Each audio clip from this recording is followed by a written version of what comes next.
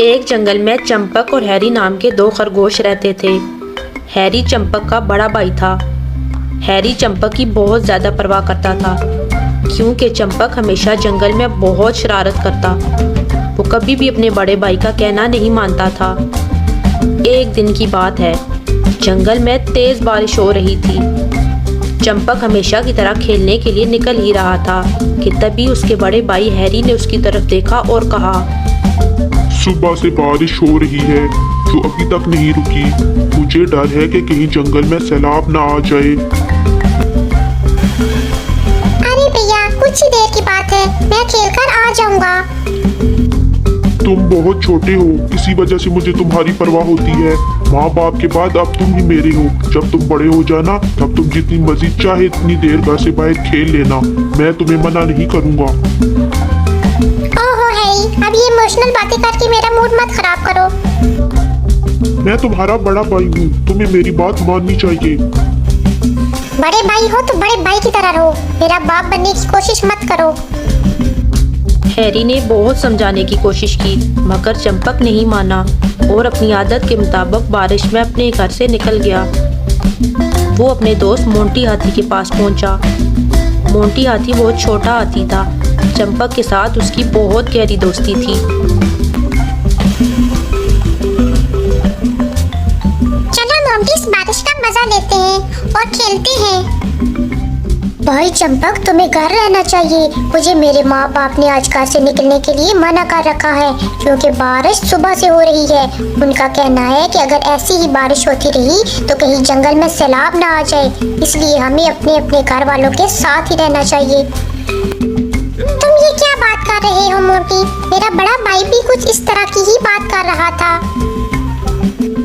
तुम्हें अपने बड़े भाई का कहना मानना चाहिए।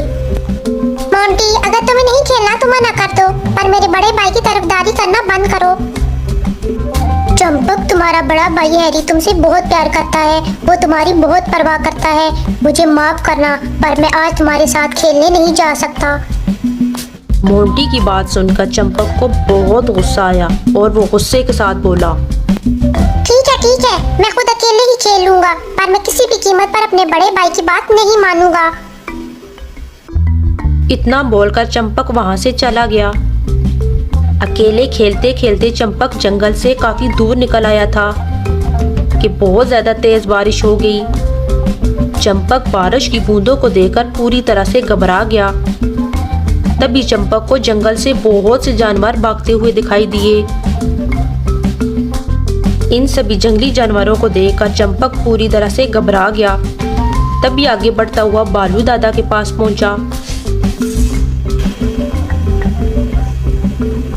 बालू दादा, जंगल के सभी जानवर कहाँ जा रहे हैं? तुम्हें पता नहीं चंपक, जंगल में पानी भरने लगा है। सभी जानवर अपनी जान बचाने के लिए भाग रहे हैं। इतना कहकर बालू दादा भी वहां से चले गए। चंपक और घबरा गया।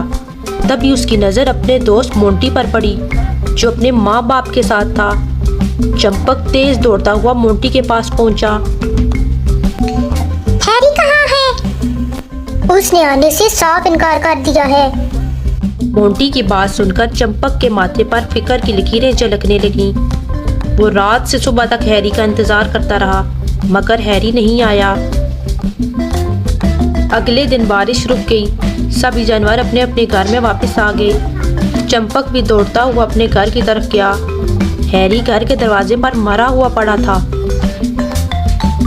दरअसल हैरी चंपक को ढूंढता रहा। थक हार कर वो चंपक का इंतजार करते करते दरवाजे पर ही बैठ गया। तब तक पानी का स्तर बहुत ज्यादा बढ़ गया था और हैरी की डूबने की वजह से मौत हो गई। मगर हैरी ने आखिरी सांस तक अपने छोटे भाई चंपक के आने का इंतजार किया। हैरी इस दुनिया से जा चुका था। चंपक अपने भाई को याद करके आज भी रोता रहता है।